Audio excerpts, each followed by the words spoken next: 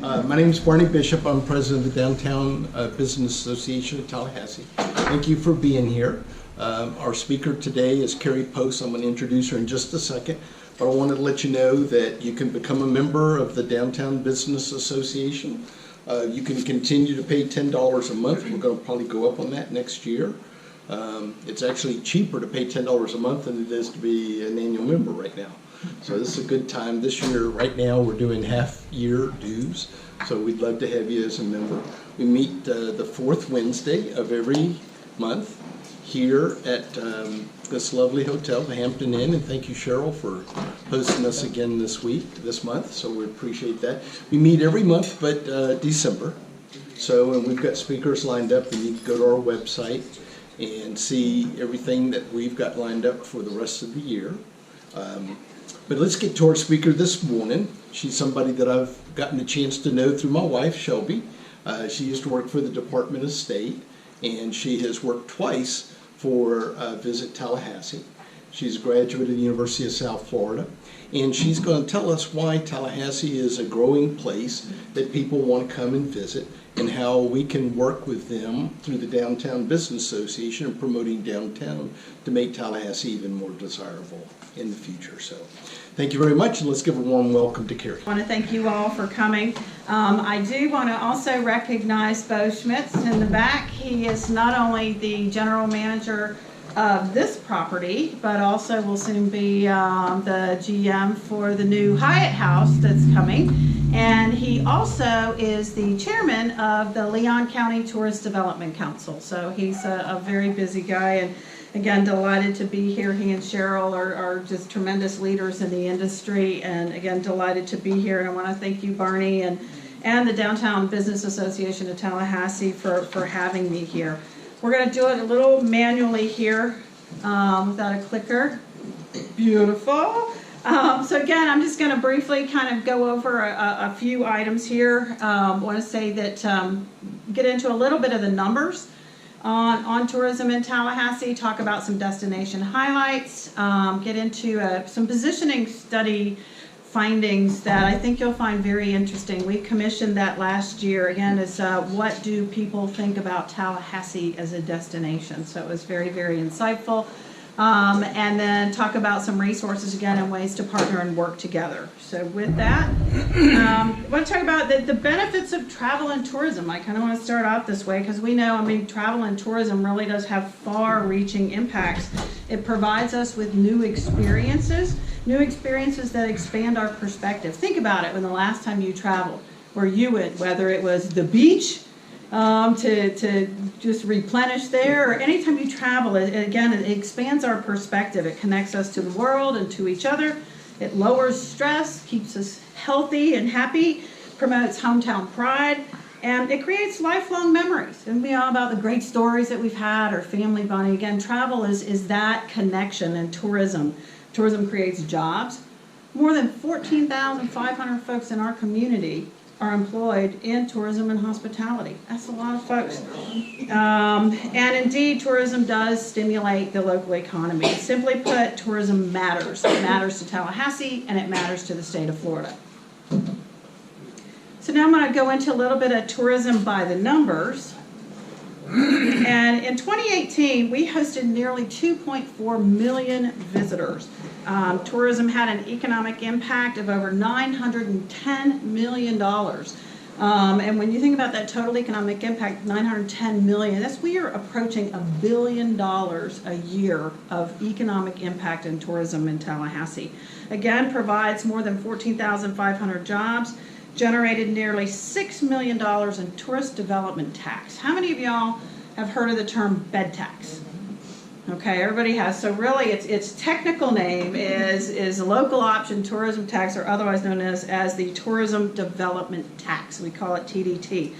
And our tourism promotion for Tallahassee and Leon County is comprised 100% of tourist development tax dollars. There are no county general revenue, no other dollars that go into funding tourism promotion in Leon County. 20% of our annual tourist development tax collection is allocated to COCA, the Council on Culture and Arts.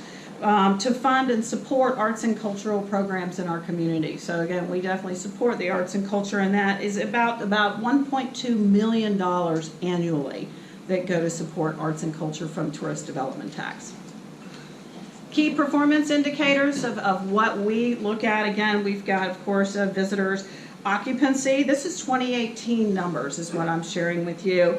Again, we're about 67% 2018. I am happy to report in year to date so far this year, occupancy, this is annual average occupancy, is 74%.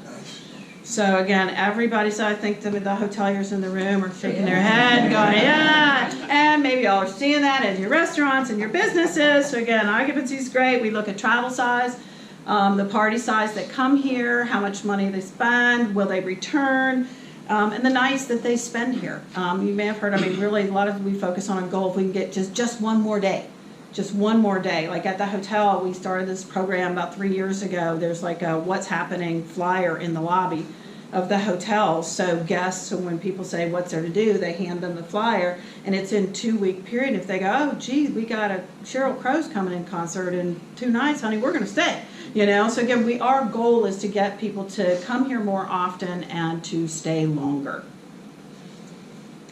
The visitors to Leon County, again, of the nearly 2.4 million visitors last year, about 6 in 10 stayed in paid lodging. That's your hotels, your motels, your B&Bs, also Airbnb, VRBO, HomeAway. They are big players in our market now. So again, we've got, you know, the majority do stay in paid lodging, but if you look down about stayed with family and friends, was 23% of our visitors that come to Tallahassee, the 2.4 million visitors, 23% stay with friends and family. So this really does underscore the idea of educating our residents of what all there is to see and do. Can we ask questions as you're going? Feel through free, the process? absolutely. So more of us should refuse to put up our friends. Bingo, bingo. Say you got a great hotel here downtown. You've got, you know, number to choose from exactly, and say yes, we want you to come visit, but yes, stay in the hotel. And really, what one of the key takeaways I'd like for y'all to consider is that we are indeed a year-round destination. There is a perception out here that, you know, we are just predominantly legislative session and football, but frankly, the data doesn't bear that out. So if you look here at visitors by quarter, and again, this is 2018, so legislative session was the January, February pattern, but each quarter generates approximately 25% of the visitors to the destination. So you see, we don't have any huge swings in our quarter, like even a lot of coastal communities, that you'll see that. So again, we range anywhere from 22 to 29%, and that could vary. Some year maybe, you know, 27% to, again, 22%, but it's always right around the 25% of visitors. So again, and then you look at visitor spending by quarter. Again, it's roughly the same in that each quarter is nearly about 25%. And again, showing the January session of that number. But again, generally, we're running around 25%. Mike. Real quick, with the spending, with the transition that when someone closes, but then they turn around with reopening, or how's that when the business closes, but then you have to spend that to get, just trying to coordinate the spending with businesses closing in the area, just trying to coordinate like how we regroup and spend that. You confused me a little bit. I'm trying to get myself too, but trying to, when the business closes, but then we try and get that back with how do we. Well, if the business closes, basically that money is just redirected in the market.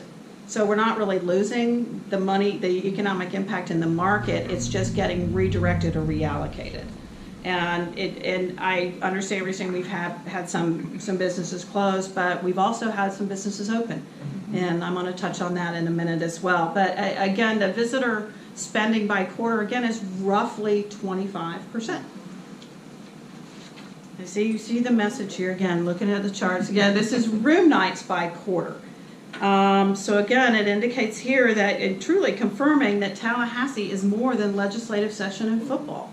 I mean, we are indeed a year-round destination. Next slide. And so what do visitors, when they come here, how do they spend their money when they're here? What do they do? Predominantly, you have, this is restaurants here.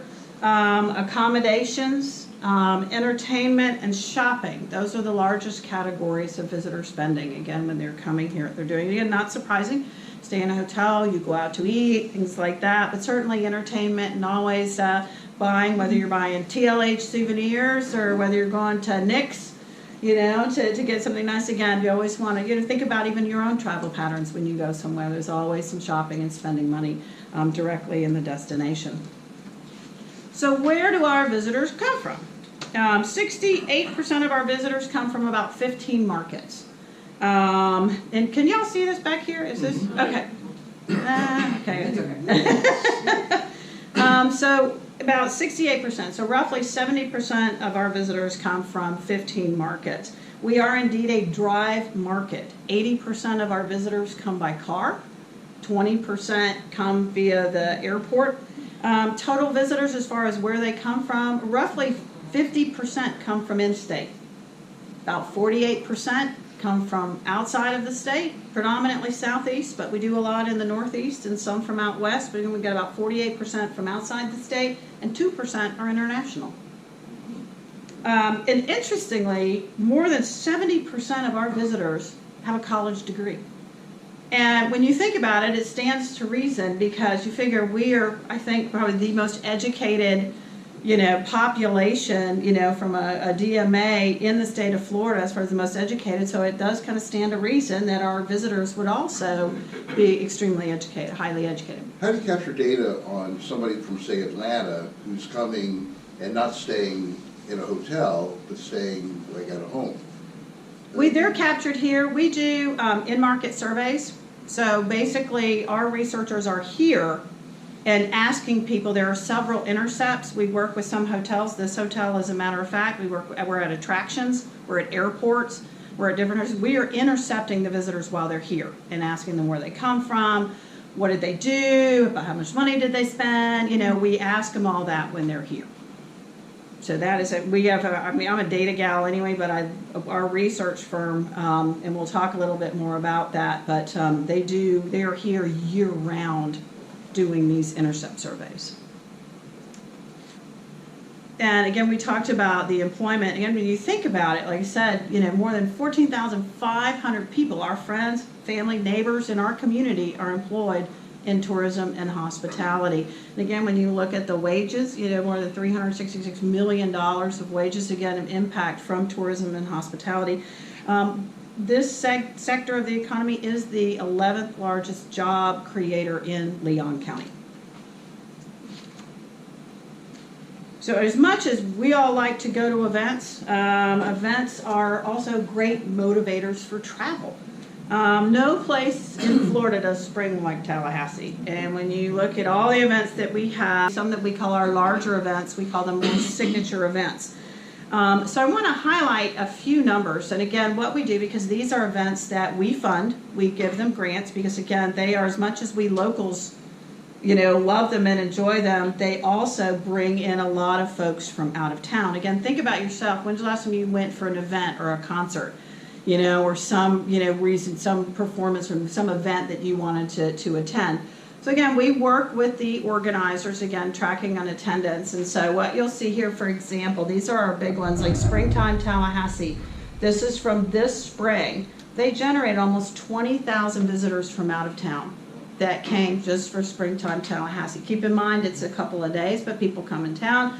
And again, 7,500 room nights, and generated an economic impact of about $6 million of just Springtime Tallahassee. You look at Red Hills International Horse Trials, they brought in, over 8,000 out-of-town visitors in the room nights. But bottom line, when you look at these 7 events, they generate, just in the spring, because we have the ones outside the spring, they're just concentrated in that season. It's almost $16 million is generated in economic impact just from these 7 events alone. Again, these are our larger events. I'm sure you're going to talk about it, but what kind of impact do our visitors have on Blueprint 2000 and contributing to the infrastructure locally that we use that money for? The sales tax collections, that's exactly right. When you look at the economic impact, well, let's look actually at the direct spend. Direct spend is $10 million from these events.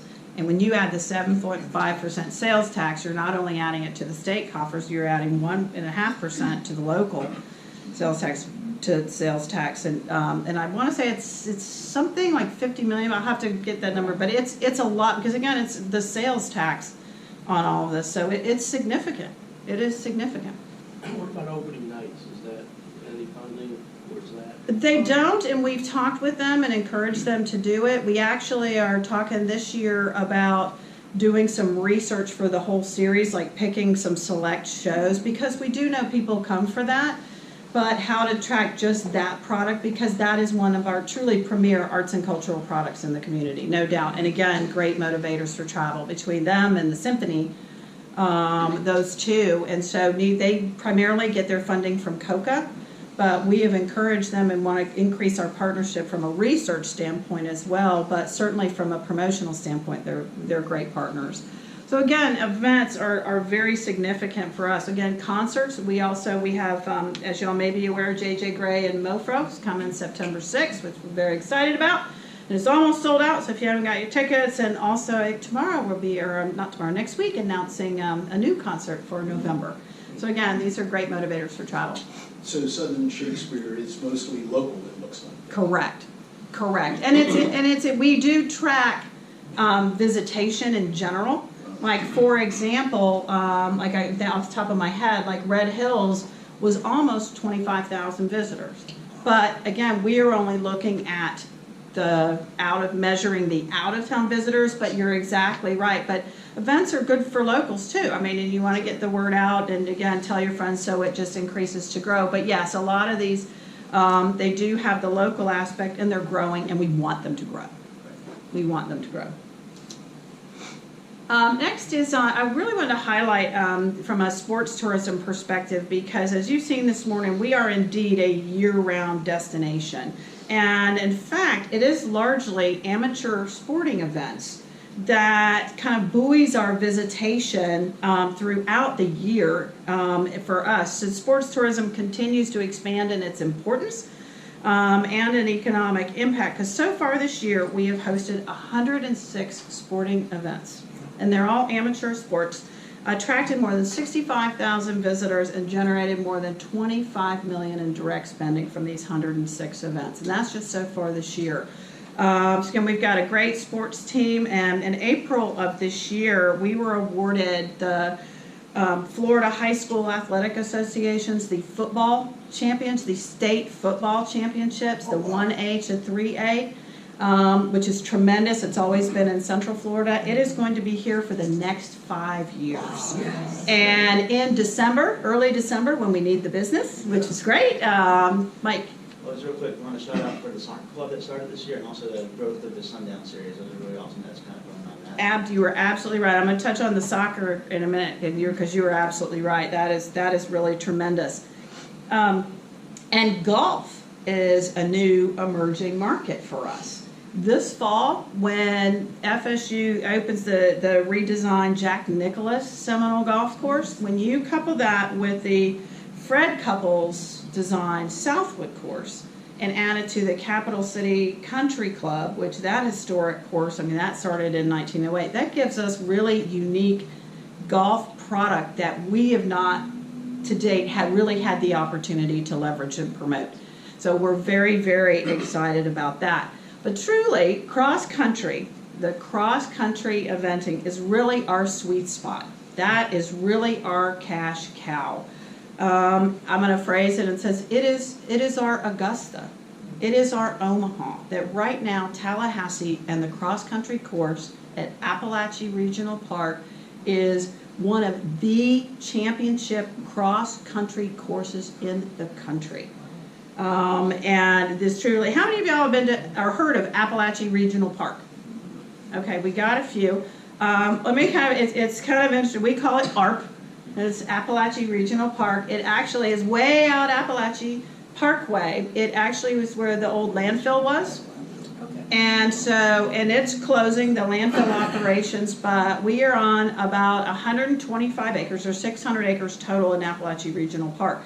And we're out on the east side, upper east side, right along the Lake Lafayette, kind of the water back there, of 125 pristine acres, never been used for the landfill, just gonna make that point. But that is where this course was designed. And so we are out there, and I highly encourage you to come out to events this year, because not only is it, there's a master plan for the whole park, for whole ARP, to do more passive recreation. We're going to be building 2 disc golf courses out there so we can bring in some tournaments there. But right now, the cross country is, those events are truly earning Tallahassee a national reputation in that sport. That park is open now? Can you back up? It is, it's a passive park. Can you go back one? Yep. Thank you. Oh, we're missing a slide. Uh-oh. Try it one more time again and see, did it go right to the, yep. Well, we're missing, so I'll just stop. It's open right now. It's a passive park. People bring their dogs. There's an airfield where the folks that do the remote control airplanes and things like that, there's a field for them. Those are really, again, it's all to the west side of the park. Let me be clear. The west side of the park is where right now there's recreation. People can go year round and it's open. There's ball fields up front, but in the back. And right now it's just all, and that's where I've had pictures of it. I don't know what happened to it. But because we've hosted 10,000 people out there per event.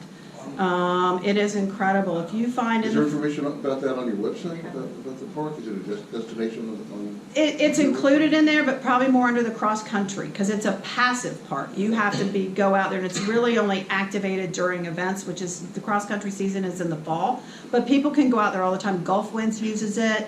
You can walk your dog out there. You can do frisbee. I mean, there's a lot you can do out there. But again, it's more of a passive park. And we are planning a lot of enhancements out there. And one thing too, the distinction should be made, this is a county facility, right? Correct. So if you want to use it, or if you wanted to book it for an event, you would need to contact the county parks and recreation? Correct, correct. So if you want, I mean, ultimately there is a master plan for that whole site. There will be a pavilion, there's going to be a little stage, because we do awards right now out there anyway.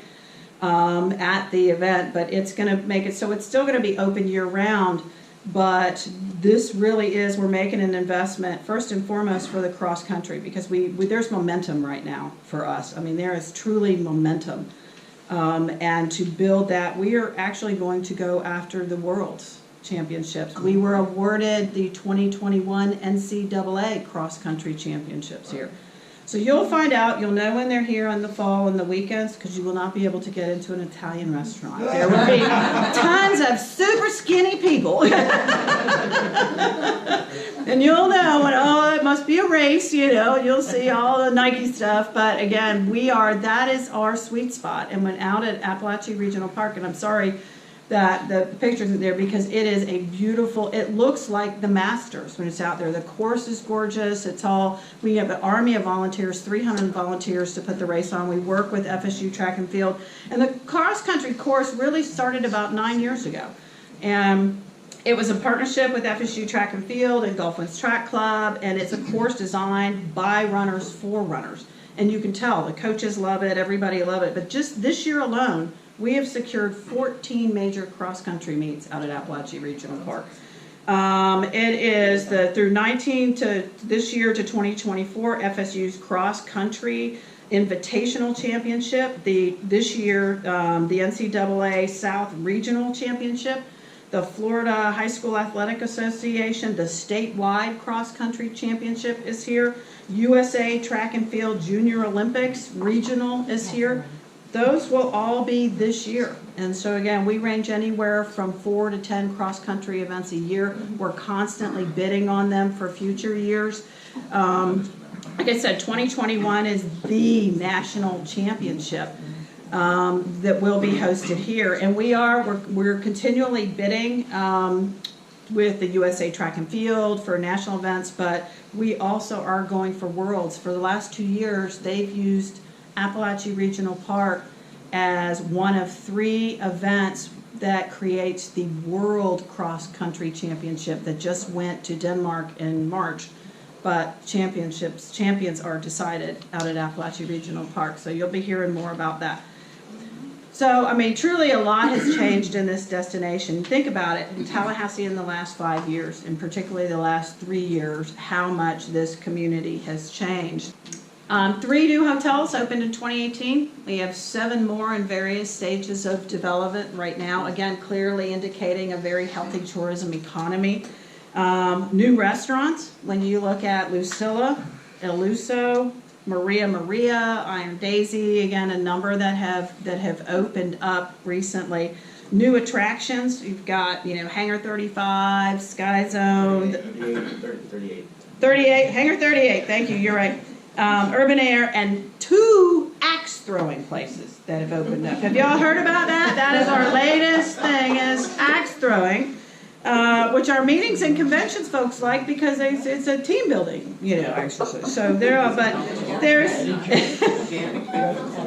there's new murals that come up all over town. I know Puta's here, who's one of our premier mural artists. But again, visitors love that. That helps enrich the destination and really communicate a lot that we appreciate the arts and culture. So we've got new murals, new exhibits. The new Kinsey collection at the FAMU Black Archives is truly a major exhibit. If you have not been there, I highly recommend you all to see it, that it is at the FAMU Black Archives. It's a must-see. The sports championships, the Tallahassee Soccer Club came on for an inaugural team this year, went all the way to the championship. So again, we were a big supporter again, and believe that is really good for our community. And again, they've had a terrific inaugural season. And of course, Tallahassee was recently named by Southern Living for this year as we are in the top 10 of the South's best cities. We were number 9. We beat Austin. And but actually, we're in some pretty impressive company. I mean, it was Charleston, Savannah, Nashville.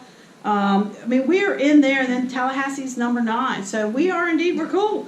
And I'm happy to report we are on the list, at least a consideration set for 2020. This time in 3 categories, not just South's Best City, South Best College Town, we got this, right? And the South Best Garden Center, Tallahassee Nursery is nominated. So it is on the list. Again, bringing our community significant visibility through the Southern Living platform. Again, tremendous opportunity for us. So with that, I'm going to go on. And then I'm going to talk a little about the positioning study.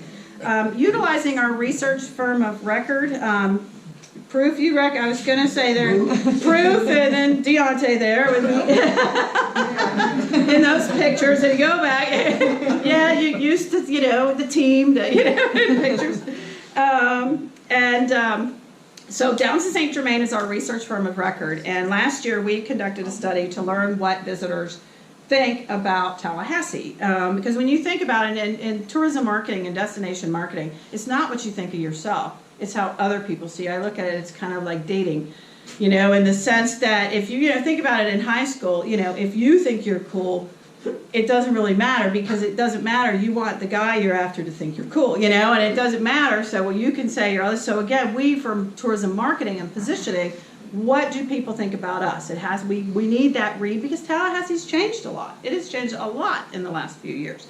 So we conducted 2 focus groups in 2 cities, in Tampa and Atlanta. We implemented an online survey with nearly 600 respondents, again, all throughout the state and Southeast. The results were not necessarily surprising, but they brought additional clarity and insight to consumers' perceptions of the destination. Because again, we surveyed people both that had been here in the last 3 years, and also folks that had never been here, to see what was what was their perception. So, oh my God, we're missing another slide. With my laptop that was used for this because of a connection issue. So, oh, no. Yeah. Okay, so we'll jump right to this. And so let me just say, bottom line is, to improvise, is what we found is Tallahassee is a paradox. We're a dichotomy. It came back equally. There is no single descriptor that that surfaced, and in fact seemingly contradictive descriptors were noted, and we came back that people thought we were young and historic. and we were, lively and relaxed. And we were, that it was, so we're both, fun and hip, but we're also traditional. So we did, it was in equal portions. We weren't one way or the other. It was, you either felt one way, and a lot of it was determined on what the purpose of your visit here. So as part of our research, we asked people to describe Tallahassee as if it were a person. And because it's amazing what some really imaginative people came up with. And that's how we landed here. But these are actual examples from what people said that capture this dichotomy. One is, the top one, that's Tallahassee as a person is like cool Aunt Susan. She doesn't have any kids, but she's carefree, yet has traditional values. You're free to drink without judgment, sipping on a beer, Southern charm, she can cook, but don't bring the kids over. So that's kind of the cool Aunt Susan persona. And this, again, Tallahassee as a person. Tallahassee person has a 9-to-5 job, Monday through Friday, and then party animal on the weekend. So during the week, he's professional with a completely different personality, like Jekyll and Hyde. And then during the weekend, it goes bananas. It's all about party and having fun, but during the week, then it's your button down, it's work or school. And the last one, pardon me? I have an employee like this. But you can see this. As someone said, as a person, Tallahassee is fraternal twins. You've got Morris, who's 40-ish, aging hipster, who works a job as a civil servant, who's happy to play his guitar and not dye his gray beard. Morris's brother only answers to William, even though his folks named him Billy, and he wears a 3-piece suit every day, combs his hair into a slip part like a stockbroker character you saw on the movies. I mean, these are what people act verbatim, what people said. But you see that dichotomy of people view us very, very, very differently. So at the same time, it's this dichotomy or this paradox. It's a marketing opportunity, but it's also a challenge to capture that. But I'm excited to say we have plans to launch a new marketing campaign in the fall capturing this paradox. So stay tuned. We got a word cloud. Again, this came from folks, again, just straight from all of the studies there. So again, nothing really surprising. You have a little bit of the, there's affordable, historic, energized, young, again, historic football town. The seafood, safe is on there. Safe is on there. Small. Exactly, but at least it made the top 25, so it was there. But again, they're giving a list. So again, that is again from the perception of folks. So shifting gears now, I want to talk a little bit about some of the things that we do that can benefit you all or your business and opportunities. One is visit Tallahassee.com. How many of y'all have visited there or checked out the website? Great.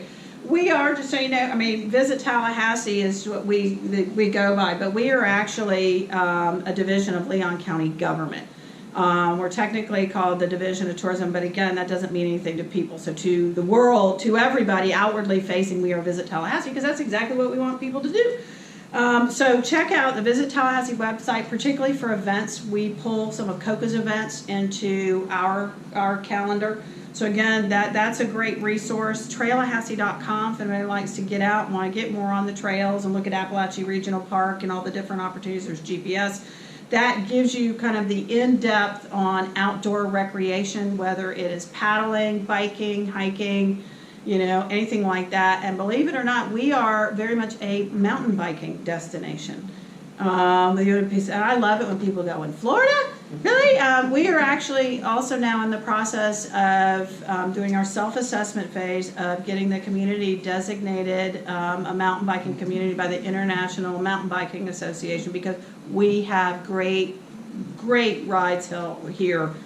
And again, very distinguished from the rest of the state. So we're pursuing that designation again, which will elevate our visibility for our mountain biking trails, because we really do have some great ones. But you look at the paddling trails, we got manatees here year round, so any outdoor recreation, you can find it there. We are producing a new mobile app, which again, that'll probably launch in the fall or early next year, again, to have everything right at your fingertips, really easy to find event information things like that. Group services, I mean, we have a whole sales department that works with meetings and conventions and leisure group. And so if you guys have a meeting, you need visitor guide, welcome bags, you need, you've got folks coming into town, you need meeting space or a hotel block, we're here to help you, book that business. So again, keep that in mind. Many of y'all are probably aware our visitor center on Jefferson Street. So again, there's that site, but we have welcome bags and things like that. At the Welcome Center and the Visitor Center, we have a great gift shop for Tallahassee, all local merchandise. Mike? So that's staying downtown, y'all are moving over here, right? Correct. It's interesting. It's really, transition has been our theme, in addition to how the destination is changing. For our organization has changed very much with pretty much in the last year. We sold the building on Jefferson Street, and we'll take the money from that to renovate the historic Amtrak station, which that will be our new future permanent home. And so we're there. We still have the visitor center there. Our staff offices are now back at the Bank of America building. So we're back there, but the visitor center is still located downtown. But this will be a great addition to this community. We're excited to be sandwiched between both properties, between here and the new Hyatt House that's coming along. But again, we feel like we can really contribute to the community by activating here, and again, really having a dedicated building with a showpiece visitor center, that we're going to be able to really activate that. But I do also want to recognize that, again, in this theme of transition and evolving, is we as an organization, we've had 40% turnover in staff in the last year and a half. But I'm thrilled. We are fully staffed and have, I believe I'm more excited than I've ever been about the dynamic team of professionals that's in place right now. My team and I have 3 of them here right now. I want to recognize Katie Cole as our director, Deontay Gavin as our senior operations manager, and Scott Lindeman as our marketing and communications director. So again, I'm so excited. We've got, again, a sales team, we've got a sports team. There's a lot of folks, again, that are really out there every day, truly professionals and leaders in the industry that are now working to promote talent. Thank you all very much for the opportunity. Well, thank you all for being here this morning. Thank you, Kerri, for coming and giving us. Never would have imagined we had over 14,500 people working in tourism.